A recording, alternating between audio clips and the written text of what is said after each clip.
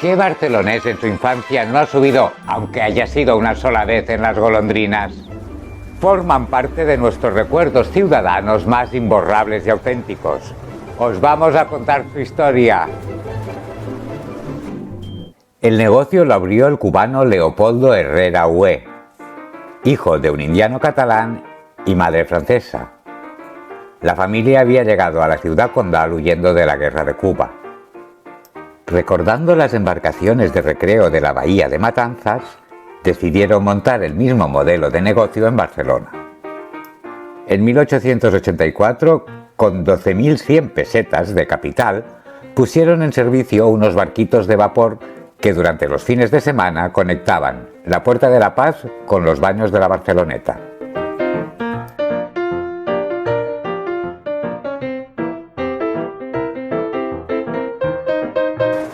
La flota llamada el Omnibus la componían 3 embarcaciones: el Omnibus Primera, el Omnibus Segunda, el Omnibus Tercera. Los cascos de las naves los había construido un carpintero del cercano barrio de la Barceloneta, el Senyor Espriu, y de la maquinaria de vapor se encargó la maquinista terrestre y marítima. Cada nave podía transportar a unos 70 pasajeros sentados en unos banquitos de madera que crujían con las olas, aunque podía albergar hasta 140 personas. Feliciana Goñi compró la empresa, bautizándola como Golondrinas, pensando en la golondrina de mar caribeña que se adentra en el mar, pero siempre vuelve a puerto. El servicio se abrió el 1 de abril de 1888, una semana antes de la inauguración de la Exposición Universal de Barcelona, frente al reciente instalado monumento a Colón. A lo largo de su historia, las golondrinas fueron protagonistas de algunos acontecimientos relevantes durante las celebraciones de la Cofradía de Pescadores de la Virgen del Carmen. La imagen de la Virgen se llevaba en procesión hasta el puerto, donde se montaba en una golondrina para continuar el acto litúrgico en el mar. En las golondrinas también embarcaron los soldados destinados a Cuba y Filipinas para acercarlos a los barcos de vapor. Y después, al independizarse estas colonias, volvieron a cumplir con el mismo servicio para los repatriados que volvían definitivamente a casa. Un accidente fortuito ocurrió el 8 de agosto de 1908. A las 6 de la tarde estaba llegando al puerto la golondrina número 3. Tras salir todos los pasajeros, el cobrador se dio cuenta de que alguien se había dejado un paquete. No se le ocurrió otra cosa que darle una patada y ¡bum! El paquete explotó, quedando herido él, 2 trabajadores más de la compañía y un pasajero rezagado. 1922 también quedó para la historia. Era un domingo de noviembre de 1922 cuando a las 12:30 de la mañana, como de costumbre, partió hacia el muelle de la Barceloneta una golondrina abarrotada de familias. Durante la travesía, los pasajeros pasaron junto a los vapores Canalejas, el Vicente La Roda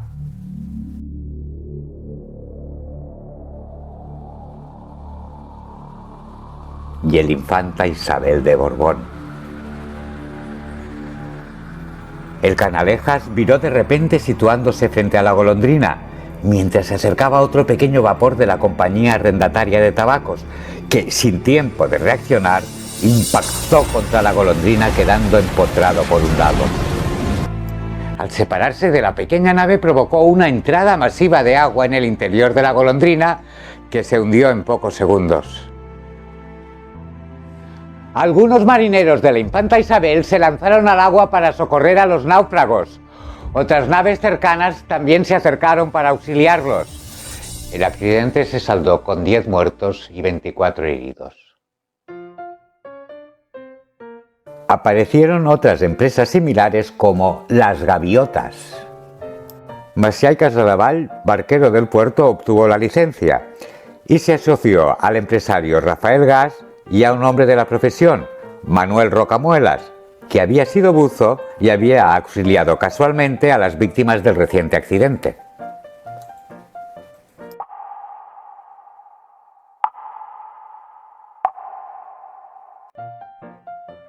Pusieron las taquillas junto a las de las golondrinas. Esto amedrentó tanto a la señora Goñi que acabó por venderles el negocio. Los nuevos propietarios fueron a Hamburgo para adquirir 3 embarcaciones más, de segunda mano, que funcionaban con gasoil y podían transportar a 20 pasajeros sentados. Empezaron sus actividades el 8 de diciembre de 1923. El coste del billete era de 40 céntimos de peseta.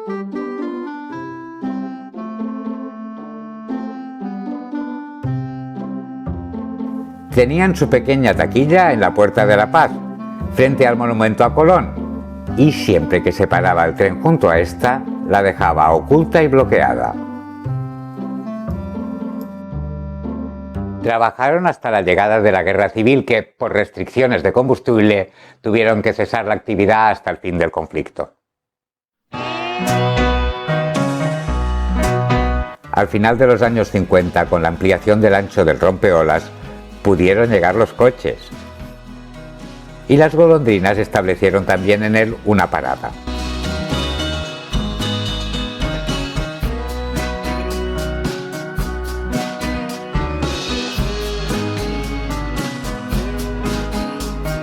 La verdad es que desde la aparición del 600, las golondrinas vieron mermar sus clientes, que preferían salir de Barcelona con su utilitario para visitar la Costa Brava.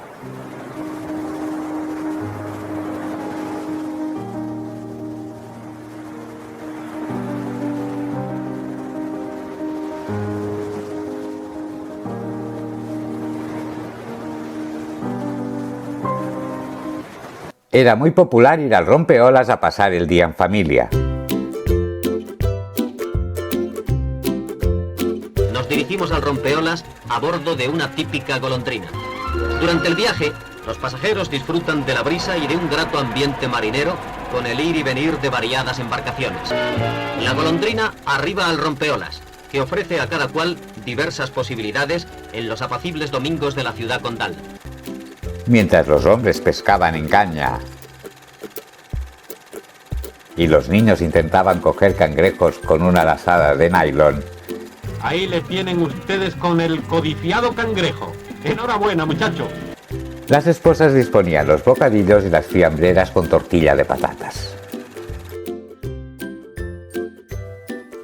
Otros preferían tomarse un vermut con patatas bravas, unas sardinas a la brasa o unos mejillones que el restaurante Porta Coeli recibía de las cercanas bateas mejilloneras del puerto. Por las noches de los fines de semana en la Escollera solía formarse una interminable fila de vehículos. Dentro de ellos las parejitas hacían manitas a la luz de la luna. Fue durante esos años cuando las golondrinas dejaron de llegar a los baños de la Barceloneta, ya que los tranvías Jardinera ya no hacían parada junto a las taquillas de la naviera. Se amplió la flota a 5 buques propulsados por diésel, más grandes y con 2 pisos. De estos, 3 aún están en activo: Lolita, Encarnación y María del Carmen. En esos años, junto a la salida de las golondrinas, estuvo atracada una reproducción de una carabela que había sido utilizada en una película.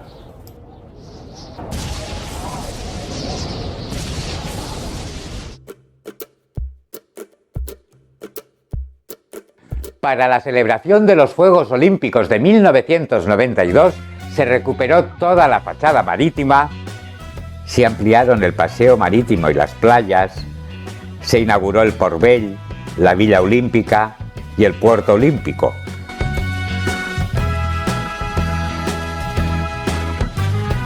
Las golondrinas también decidieron renovarse construyendo 2 catamaranes para observar la costa desde el mar.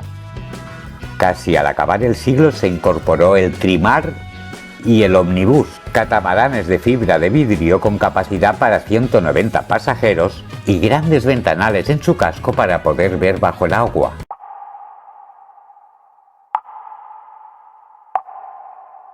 Con la apertura de la bocana norte del puerto, el recorrido de las golondrinas de nueva generación se amplió hasta las playas de la Marbella y la Nova Marbella. Para celebrar el Fòrum de las Culturas se urbanizó la zona de Diagonal Mar hasta Sant Adrià, y el ayuntamiento solicitó la colaboración de las golondrinas para gestionar, a modo de autobús marítimo, los traslados de los turistas desde el portal de la Pau al Fòrum. La familia Serra, al frente de la compañía desde hacía 85 años, compró un nuevo buque monocasco de fibra de vidrio que se unió a la flota, el Antina G. Estaba dotado de los sistemas más avanzados de navegación.